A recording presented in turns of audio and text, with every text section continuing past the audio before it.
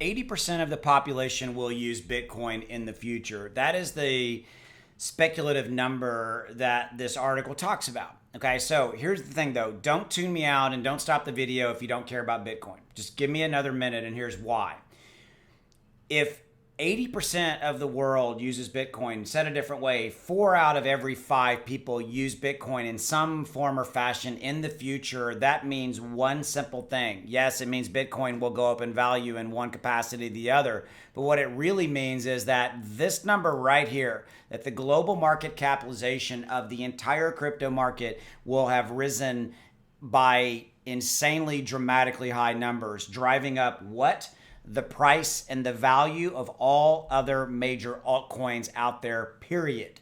Insert any altcoin that you care about, name here, and it will be worth more in the future because of global adoption of Bitcoin. Make sense?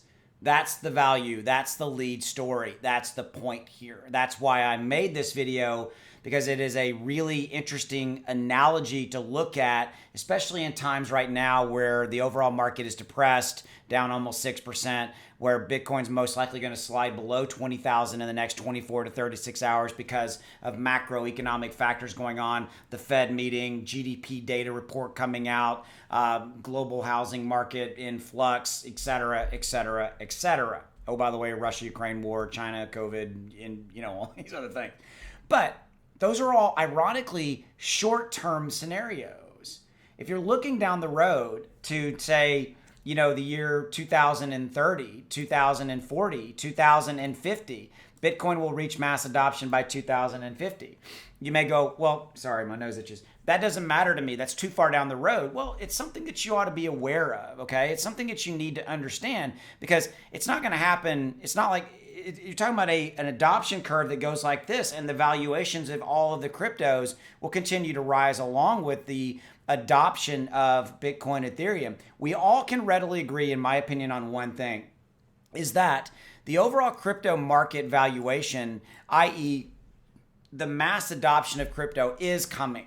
We all can agree on that, right? We all can agree that this number is going to be bigger. It's going to get back to 1 trillion, 2 trillion, 4, 5, 6, 7 trillion. There are factors at play. We need regulation in place to open up the floodgates to kind of the mainstream money, of which there are trillions of money, trillions of dollars out there waiting for crypto to become quote unquote legitimate. I think it's legitimate. Don't shoot the messenger. I'm just talking about the perception that's out there about crypto. Okay.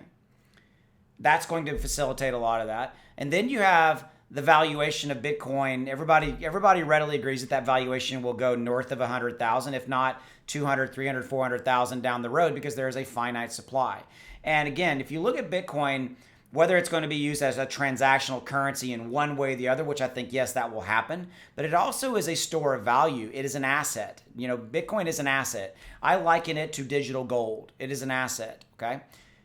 All of these factors at play come into play, and you can distill it down to one simple thing: that if Bitcoin goes up, if we have global mass adoption, if 4 out of 5 people are using Bitcoin in one way or the other, either as a store of value, as an asset, or as transactional currency, which we all kind of agree that will happen, then all of it's going to be worth more money, including all of the major altcoins that we all care about and love. Cardano, Polkadot, insert any altcoin token name here.